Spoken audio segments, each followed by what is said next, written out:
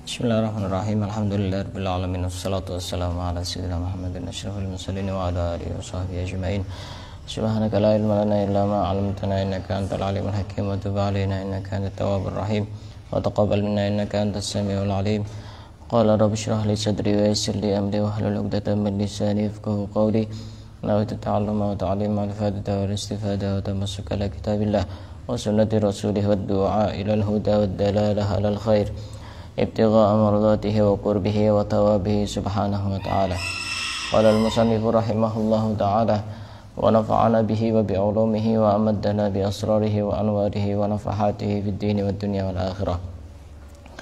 Kita akan lanjutkan membaca kitab Nasaihul Ibad yang dikarang oleh Asy-Syaikh Nawawi bin Umar dari Banten, Jawa Barat. Kita masih berada di bab yang keempat dan sekarang kita sudah sampai kepada maqalah yang ke-21.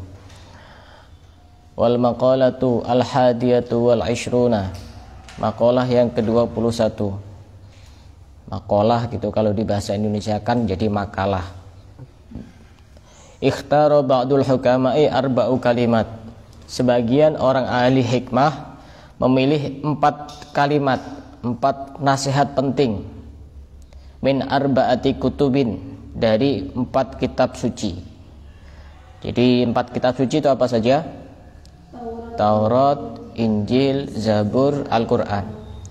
Di antara keempat kitab suci tersebut ada intisari dari isi kandungan daripada 4 kitab suci tersebut, sehingga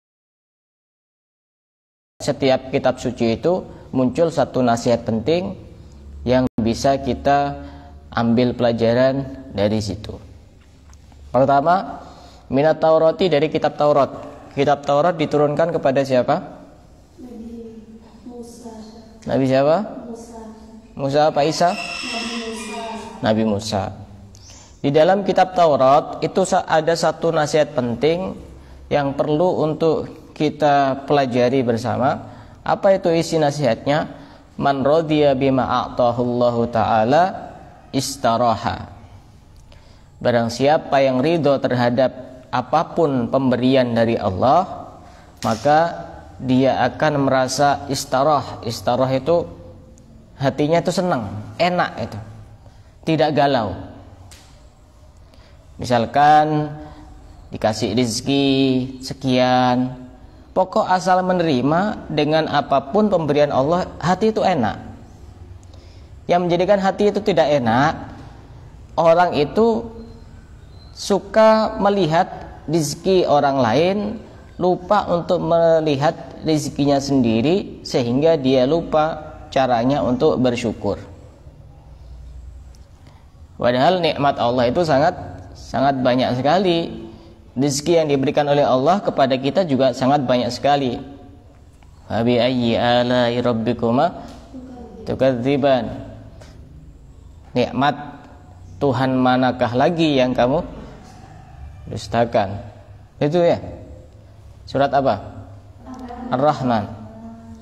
Tapi kadang-kadang ayat itu bagi sebagian orang itu sudah terbalik sudah.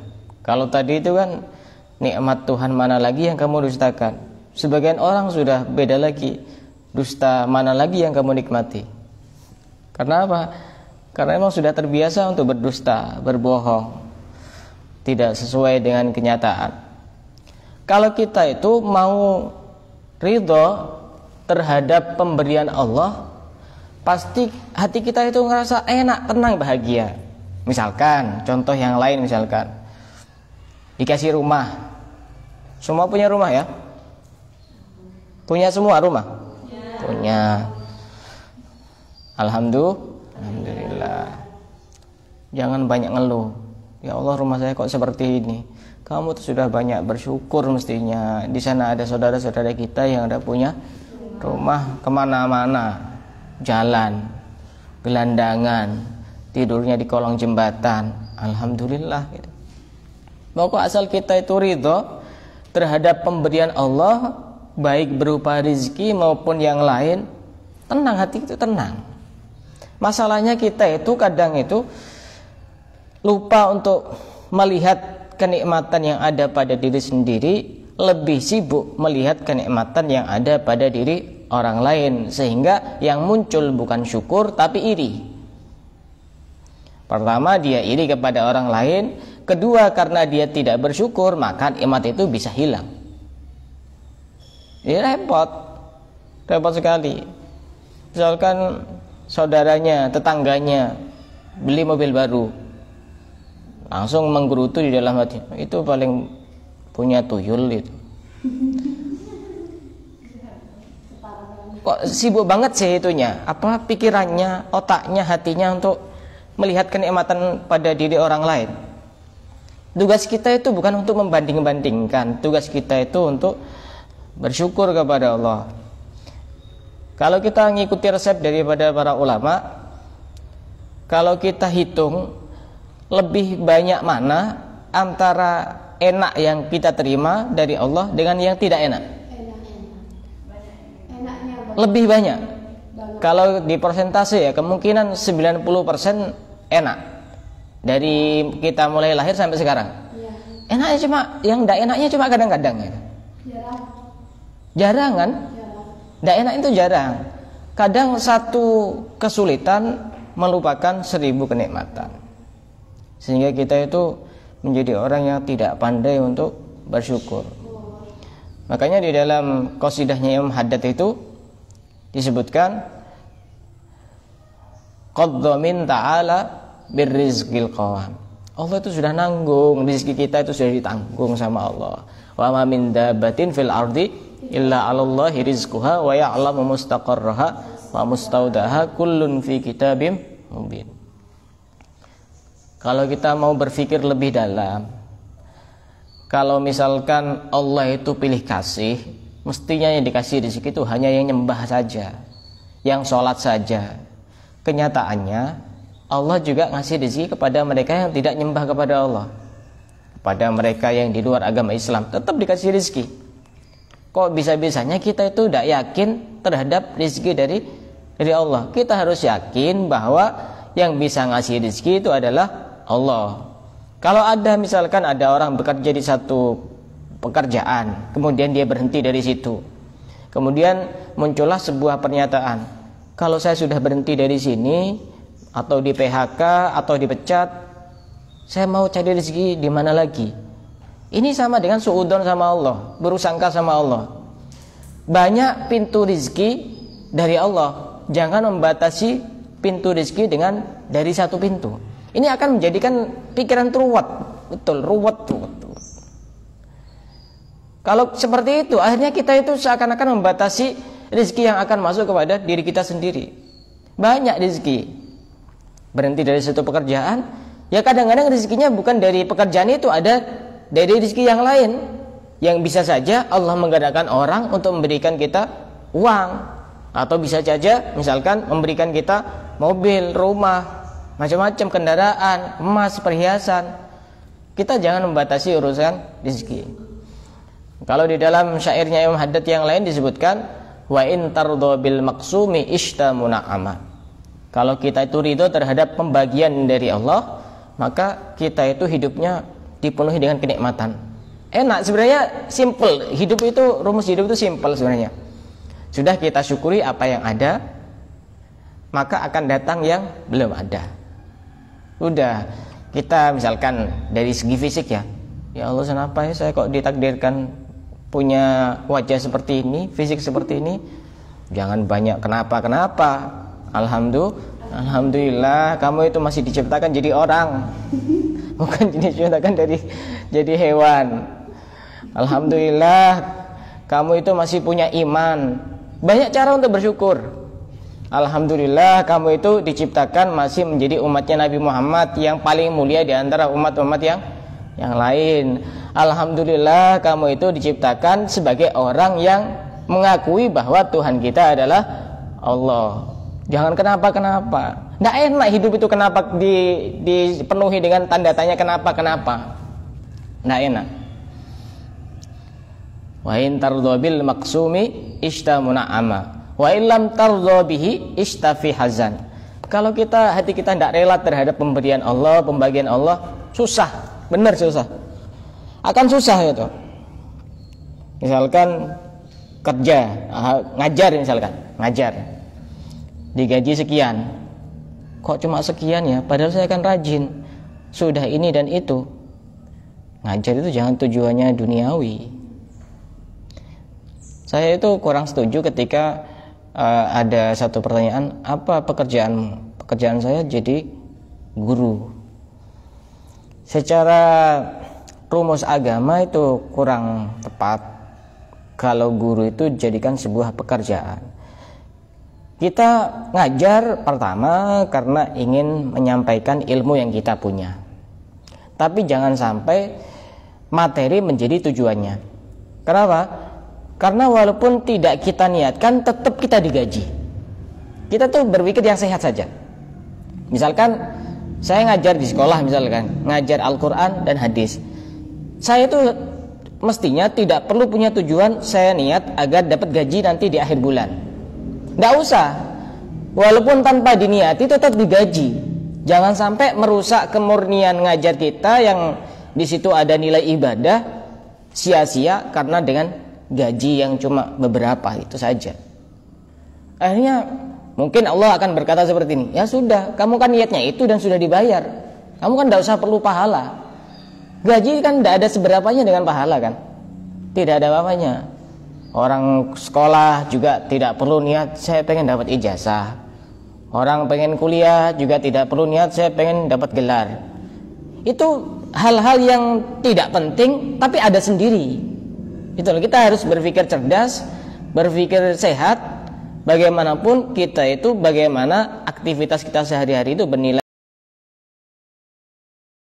pahala, bernilai ibadah. Makanya di sini nasihat terpenting dari kitab Taurat itu, kalau kita ridho terhadap pemberian dari Allah berupa rizki. Rizki itu ada dua, ada rizki maknawi, ada rizki dohir. Rizki dohir itu apa? Ya contohnya rumah, uang, emas, perhiasan, kendaraan, istri, anak, itu rizki dohir. Rizki maknawi contohnya ilmu, kemudian dikasih ketenangan, dikasih kebahagiaan, dikasih keharmonisan, itu rezeki juga. Kadang-kadang orang itu kan mengartikan rezeki materi, materi dan materi, sehingga dia itu tidak sadar kenapa kok hidupnya tenang. Itu juga bagian dari rezeki. Kenapa hidupnya kok damai? Itu juga bagian dari rezeki. Itu sudah simpel hidup itu. Tidak usah kita muluk-muluk. Kalau bagian kita sekian, ya berarti Allah sudah tahu bahwa memang bagian kita sekian. Kalau dikasih lebih, kemungkinan kita tidak bersyukur, yang justru akan menghancurkan diri kita sendiri, membahayakan diri kita sendiri. Karenanya dalam hal urusan dunia itu, agar kita tidak terlena dengan dunia yang kita miliki, dalam hal urusan dunia kita melihat kepada orang yang ada di bawah kita. Satu contoh, misalkan kalau perempuan itu contohnya banyak. Kalau perempuan, misalkan ada merek baju yang bagus itu apa ya? Ya merek beginilah, nanti kita promosiin. Merek begini, merek Siti itu aja. Ngelihat itu, oh itu mbak itu ya, misalkan ada namanya Mbak Ilma misalkan, Mbak Eni ngelihat itu bajunya kok bang. Ya soalnya duduknya bareng ya. Wah iya dah. Misalkan mereknya bajunya Mbak Ilma itu bagus, branded ya, harganya itu 500.000 misalkan. Saya kemarin lihat ada acara prank itu di YouTube. Ada baju apa itu yang kayaknya baju biasa itu kayak model kaos tapi harganya 100 juta apa itu ya? Saya lihat itu apa channelnya anaknya Uya Kuya itu. Jadi dia ngemis jadi apa, ngeprank nyamar jadi pengemis tapi bajunya branded itu sekitar 100 juta harganya. 100 juta ya. Buat beli pentol itu bisa sampai setahun lebih.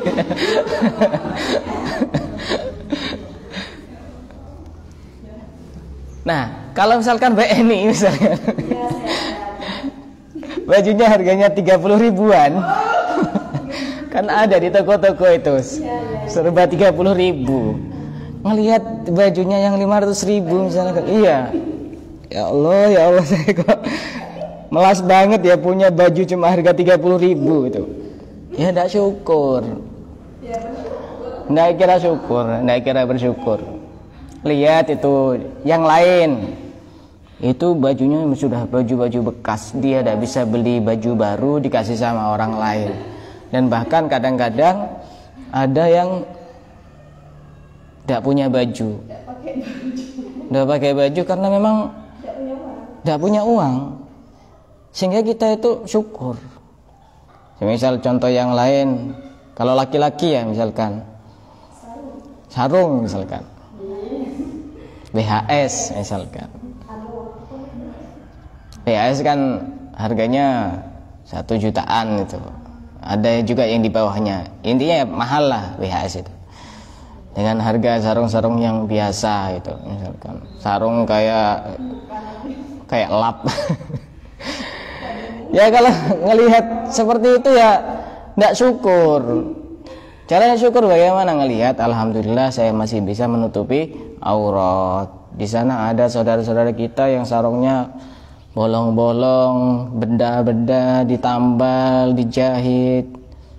Sehingga kita banyak bersyukur. Lihat ke bawah. Lihat ke bawah dalam hal urusan dunia. Makanya kunci hidup versi kitab Taurat, kalau kita mau menerima apa adanya dari pemberian Allah, hidupnya itu enak, tenang, bahagia, tidak sumpek. Yang jadikan orang sumpek itu kan tidak nerima apapun. Sudahlah, kita harus menerima ini adalah yang terbaik. Tapi ini jangan dihubungkan dengan hal-hal yang bersifat dosa. Misalkan ditakdirkan sering hadir di komunitas gosip, misalkan komunitas ghibah. Ya kita kan pernah ngaji dulu sama Ustadz, harus menerima pemberian dari Allah.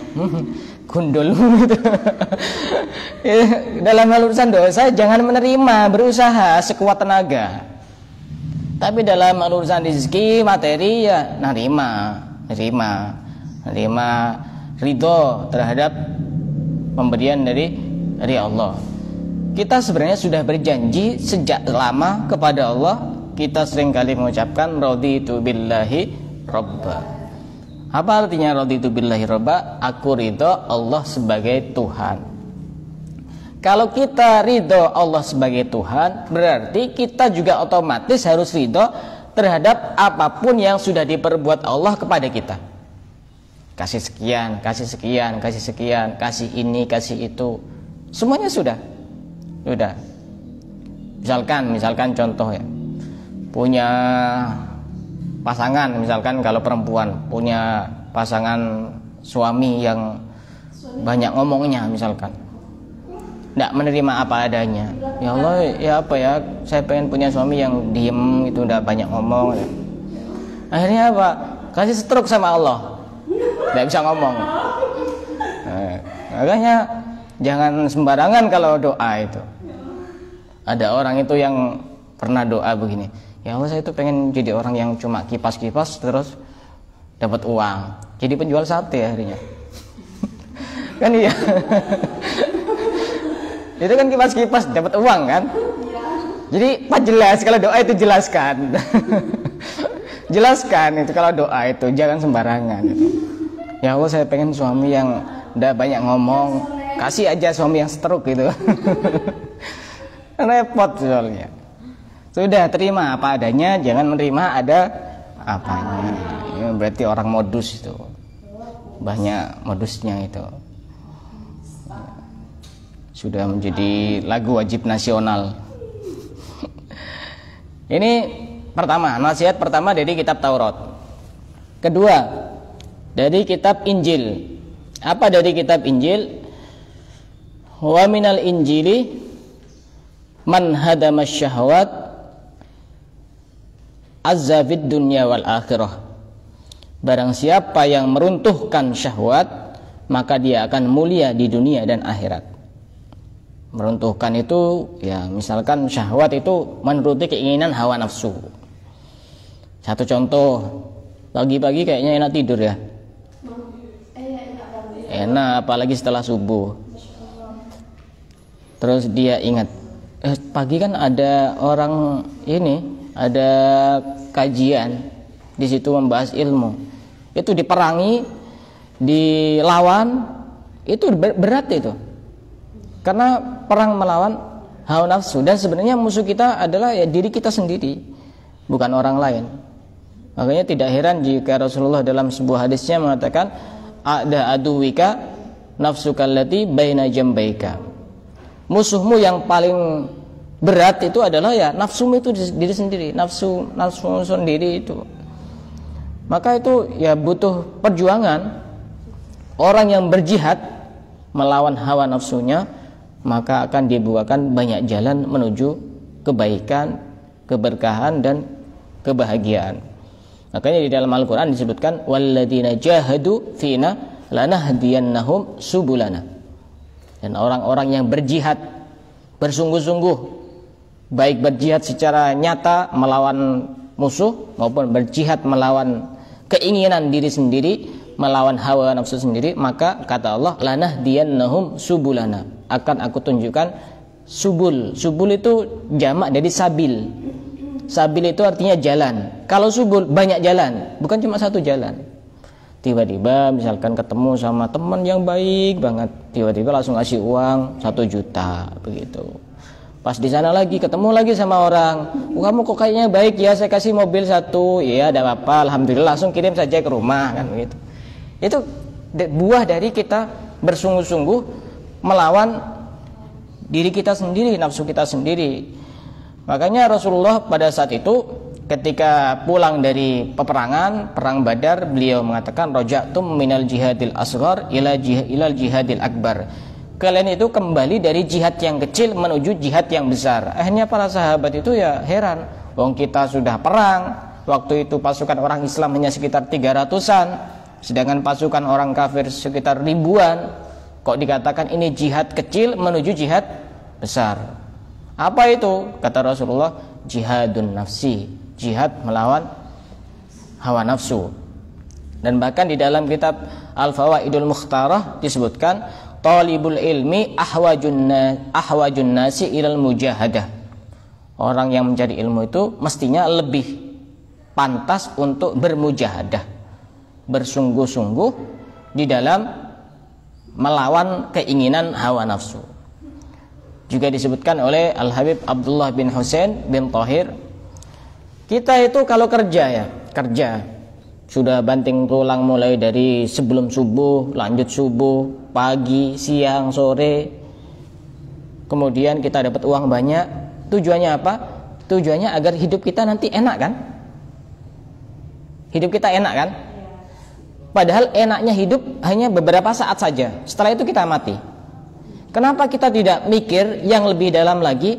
Bagaimana kita harus bersusah payah, bergelut untuk melawan diri kita sendiri, melawan hawa nafsu kita sendiri. Kita tidak pengen sholat, pokoknya lawan, harus sholat. Kita tidak pengen cari ilmu, lawan, pengen cari ilmu, untuk hidup enak yang selama-lamanya. Nanti kan enaknya selama-lamanya. Kalau kita punya banyak uang, punya rumah bagus, punya kendaraan bagus, itu kan enaknya sampai mati. Tapi kalau kita berjuang dengan sekuat tenaga melawan hawa nafsu kita sendiri, maka enaknya selama-lamanya. Karena apa? Karena nanti setelah kematian masih ada kehidupan yang baru. Bahkan dulu itu kalau mujahadahnya santri-santri dulu, pelajar-pelajar dulu itu luar biasa. Dulu itu ada murid yang ketika mondok itu beliau itu bawa apa namanya? Cabai, bawa lombok.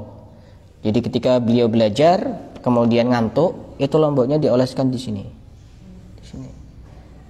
Kemungkinan bisa ngantuk enggak? Bisa tidur enggak? Enggak bisa. Kenapa? Karena panas. Sehingga lahirlah pondok besar di Jawa Timur, Pondok Lirboyo. Itu santrinya berapa? Puluhan ribu. Ada juga santri itu yang dulu ketika mondok itu dia tidurnya pakai buah kelapa bantalnya. Kira-kira bisa tidur 1 jam enggak? Enggak bisa, susah. Soalnya gerak sedikit pasti jatuh, kecuali di kanan kirinya kasih bantal. Ya lain lagi itu. Kalau udah dikasih bantal ya pasti sakit. Itu betapa mereka mujadahnya sangat luar biasa sekali. Dan kita memang harus tetap memerangi hawa nafsu kita.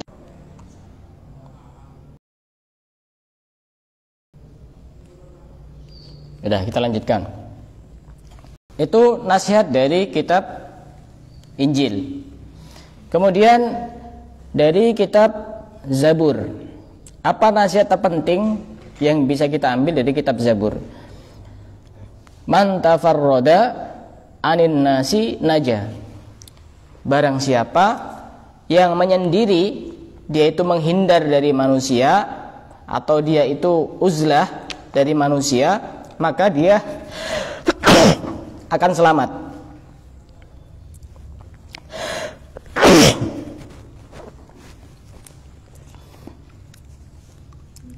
Rumus umumnya begini, lebih baik kita itu memang sendiri ketika memenuhi syarat. Contoh, bagi yang sudah berkeluarga, dia sudah memenuhi kebutuhan keluarganya, baik nafkah dohir maupun nafkah batin. Sehingga dia harus menyendiri.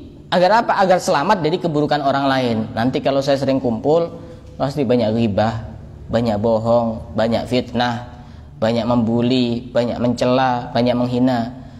Kalau kita waktu itu yakin seperti itu, sendiri lebih bagus. Sendiri lebih bagus.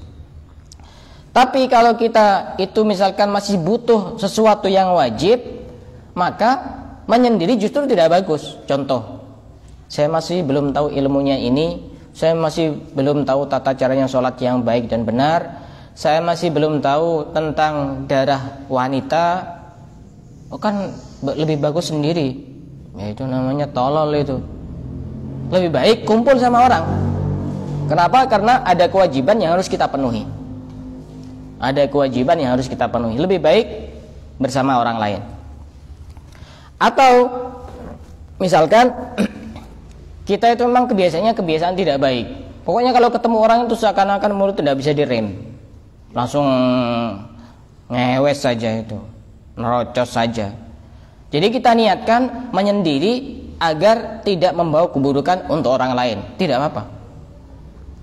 Jadi jangan gampang-gampang nongkrong, majelis nongkrong kalau kita tidak tahu tujuannya apa.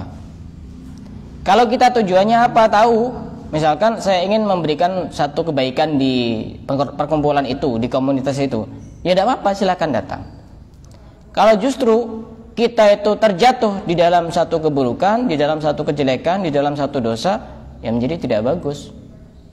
Makanya uzlah itu sangat bagus ketika memang kita sudah paham tentang kaidahnya dan rumus-rumusnya. Makanya sebagian ulama itu ada yang sampai menyendiri di kamarnya sampai 15 tahun. Seperti contoh seorang wali kutub yang ada di Gresik, kelahiran Besuki, Al-Habib Abu Bakar bin Muhammad Asgaf. Itu pernah menyendiri di kamarnya selama 15 tahun. Jadi beliau benar-benar asyik dengan Allah, beribadah kepada Allah dan tidak ada yang mengganggu. Tapi ya, keluarganya sudah dipenuhi, beliau sudah alim. Kalau masih tidak tahu ilmu fikih, tidak tahu ilmu ini, ilmu itu di rumah saja. Kenapa? Uzlah itu bagus, menyendiri di rumah itu bagus. Ya itu gagal paham itu namanya. Kalau menyendiri bisa membawa kebaikan, maka itu lebih bagus. Makanya Rasulullah dalam sebuah hadisnya mengatakan, al-jalisus sholih khairun minal wihdah. Berteman dengan orang yang soleh, yang baik, itu lebih bagus daripada sendiri. Wal wahdatu khairun minal jalisis su. Sedangkan sendiri itu lebih bagus daripada berteman dengan orang yang buruk. Ya, sama seperti manusia itu memiliki banyak sendiri, banyak sendi, tapi sendi yang paling menyedihkan adalah sendirian. Ini nasihat terpenting dari kitab Zabur yang diturunkan kepada Nabi Daud. Nabi siapa? Nabi Daud. Nabi Daud. Kemudian dari kitab Al-Qur'an. Wa minal Furqan. Furqan ini nama lain dari Al-Qur'an. Al-Qur'an itu banyak namanya. Al-Furqan, At-Tibyan, Al-Dzikra, banyak namanya. Al-Qur'an itu banyak. Man hafidhal lisana salima fid dunya wal akhirah. Barang siapa yang menjaga lisannya, maka dia akan selamat dunia dan akhirat. Lisan ini termasuk anggota tubuh manusia yang kecil tapi bahayanya sangat besar. Makanya disebutkan al-lisanu jirmuha shaghir wa jurmuha azim. Kalau orang tidak pernah belajar ya bingung bacanya. Soalnya hurufnya sama, harokatnya tidak sama. Al-lisanu jirmuha shaghir. Lisan itu bentuknya kecil. Wa jurmuha azim, sedangkan dosanya sangat besar. Dusta dari mana? Dari lisan. Mencela dari mana? Lisan. Memfitnah dari mana? Lisan. Mengadu domba dari mana? Lisan. Sumpah palsu dari mana? Lisan. Ghibah dari lisan. Kecil bentuknya tapi besar dosanya. Makanya pernah suatu ketika Luqman Al-Hakim itu mengasih kambing kepada seorang raja. Dikasih kambing, kemudian raja ini memerintahkan Luqman Al-Hakim untuk menyembelihnya dan berkata, coba ambilkan 2 dari kambing ini yang paling baik. Kemudian didatangkanlah hati dan lisan. Setelah beberapa hari suruh nyembelih lagi dan disuruh ambil sesuatu yang paling baik di dalam kambing ini. Apa yang dihadirkan? Sama, hati dan lisan. Karena hati itu kalau sudah baik, baiknya luar biasa orang itu. Lisan juga seperti itu. Kalau dia sudah baik, ya baik. Dipakai untuk tahlilan, dipakai untuk menyebarkan ilmu, mengajarkan ilmu, sehingga semuanya baik. Dan lisan ini sangat berbahaya. Makanya kalau kita itu menjaga lisan dari apa? Dari hal-hal yang tidak manfaat, maka kita akan selamat di dunia dan juga di akhirat. Tapi kalau kita itu diamnya untuk hal-hal yang membuat kita rugi, maka itu hal yang tidak baik. Misalkan dia pakai dalil apa itu, man somata naja, barang siapa yang diam maka dia akan selamat. Diam yang bagaimana? Diam dari hal-hal yang buruk. Tapi kalau misalkan yang lain lagi pada baca Quran, lagi baca dzikir, lagi baca sholawat, dia diam. Ditanya, kenapa kamu kok diam? Diam itu selamat. Ya, selamat, benar. Selamat dari hal-hal yang tidak semestinya itu.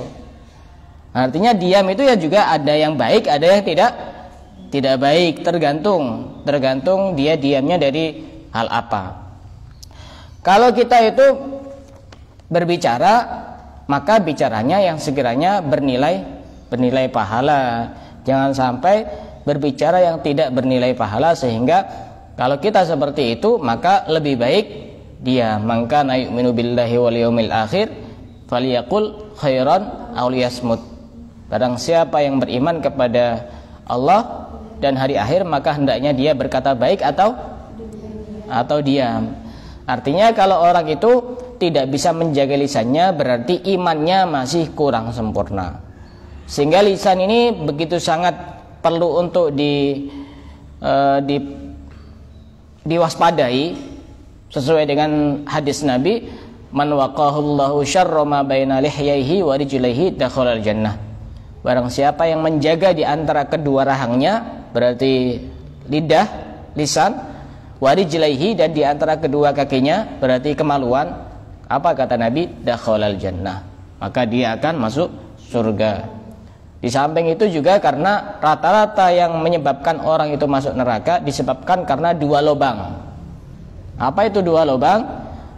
Al-famu wal farju, mulut dan kemaluan. Sehingga kita harus benar-benar sadar dan paham betapa kita memang harus banyak belajar dari kehidupan. Akan saya ulang kembali sebagai penutup, ada 4 nasihat penting yang diambil dari 4 kitab suci. Yang pertama dari Taurat, barang siapa yang ridho terhadap pemberian Allah, maka hatinya akan tenang, hatinya akan enak, hatinya akan bahagia di dunia dan juga di akhirat. Yang kedua, barang siapa yang menghancurkan, merontohkan, merobohkan syahwat, berjuang melawan hawa nafsu, maka dia akan menjadi orang yang mulia di dunia dan juga di akhirat. Dari kitab Zabur, barang siapa yang menyendiri dari manusia, maka dia akan selamat dengan keterangan yang tadi itu. Dan dari kitab Al-Quran, barang siapa yang menjaga lisannya, maka dia akan selamat di dunia dan juga di akhirat. Itu 4 nasihat penting dari 4 kitab suci, Taurat, Zabur, Injil dan Al-Quran. Dari sini ada yang mau tanya? Silakan. Silakan yang mau tanya. Tidak ada? Iya. Apa benar kalau misalnya jin itu masuknya, tapi emang ada. Kenapa? Jin itu bisa masuk ke misalnya dalam jemuran malam gitu kan. Oh, itu aja. Oh iya. Dimatikan dulu. Wallahu a'lam bishawab.